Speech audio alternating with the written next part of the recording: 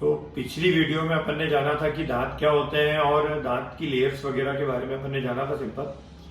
और आज की इस वीडियो में अपन जानेंगे कि डेंटल कैरीज जो सबसे आम बीमारी है दांतों में होने वाली और सबसे शुरुआती जो अपन बीमारी देखे तो यही होती है, तो डेंटल कैरीज के बारे में अपन जानेंगे, उसके कारण जानेंगे, डेंटल कैरीज के प्रकार जानेंगे और डेंटल कैरीज का बचाव प्रिवेंशन और उसका ट्रीटमेंट उपचार के बारे में अपन जानेंगे इस वीडियो में।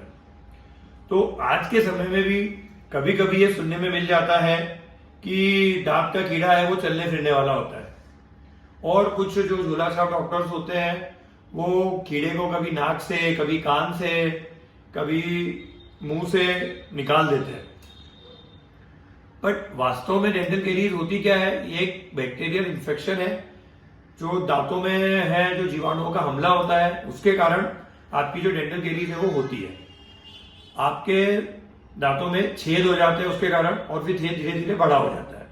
अब कारण क्या होता है? डेंटल कैरीज होती क्या है, होती कैसे है?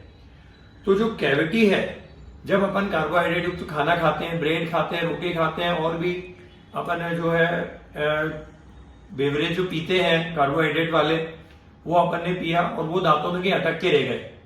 अब मुंह के अंदर जो बैक्टीरिया मौजूद होते हैं वो उस खाने को, उस लिक्विड को वो एसिड में बदल देते हैं। एसिड में बदलने के बाद क्या होता है, जो खाना दांतों में अटका हुआ था, जो लार मिलती है, वो उससे वो आपका एक प्लाक बना देते हैं। वो प्लाक दांतों पे चिपका रहता है। अब प्लाक के अंदर होता है एसिड। अब एसिड अटैक होने के कारण जो दांतों की लेयर है, इनेमल है, वो घिसने लगता है। वो घिसा, खाना फंसा और बैक्टीरिया है ही मौजूद, तो ये सब मिलके दांतों में गड्ढे बना देते हैं, कैरीज पैदा हो जाती है। तो अब इसी को हम जो शुरुआत में जब कैरीज हो जाती है तो दांतों में प्रॉब्लम, खाना फंसना हो गया या ये चीजें होती है। अगर कैविटी बढ़ती है तो फिर ठंडा गर्म लगना चालू होता है, फिर पेन चालू हो जाता है। तो ये मेन कारण है कैरीज का, कि जो खाना मेन फंसना सबसे मुख्य कारण है कैरीज होने का। अब कैरीज के प्रकार, तो कैरीज के प्रकार में देखा जाए तो सबसे पहले जो कैरीज अपन देखेंगे कि इसकी जो जगह के अनुसार कैविटी होती है।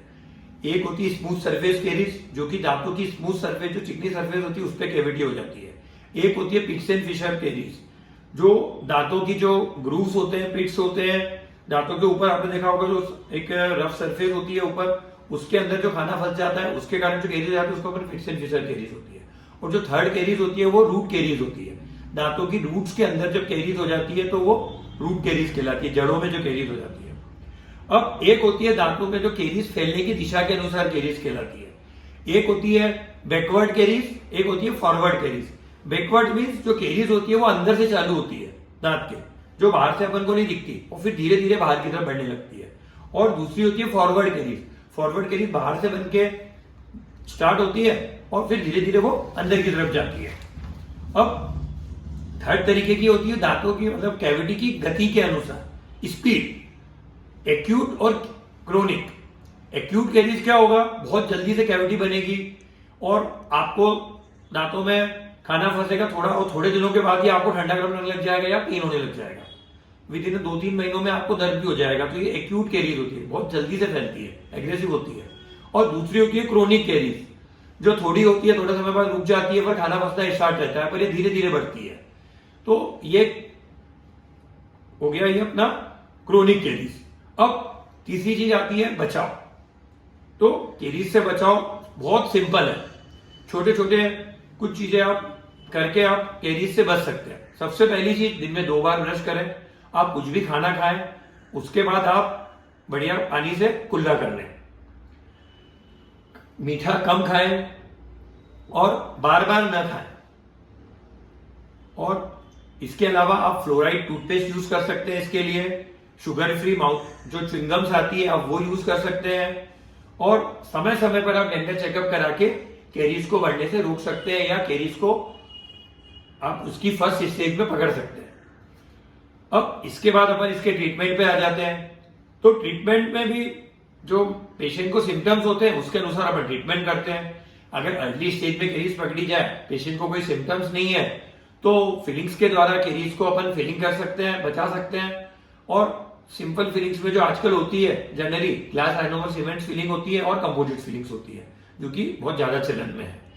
हाँ, अगर पेशेंट को बहुत ज्यादा सेंसिटिविटी है, उसको दर्द है, तो फिर उसमें रूट कैनाल करना पड़ता है और रूट कैनाल के बाद उसमें कैप लगाया जा सकता है।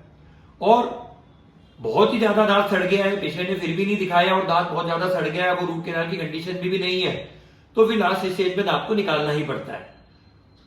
और दांत निकालने के बाद फिर उसमें आप ब्रिज लगा सकते हो या इम्प्लांट लगा सकते हो। आज की तारीख में जो इम्प्लांट ऑप्शन है वो सबसे सही ऑप्शन है। नेक्स्ट वीडियो में अपन इम्प्लांट के बारे में जानेंगे।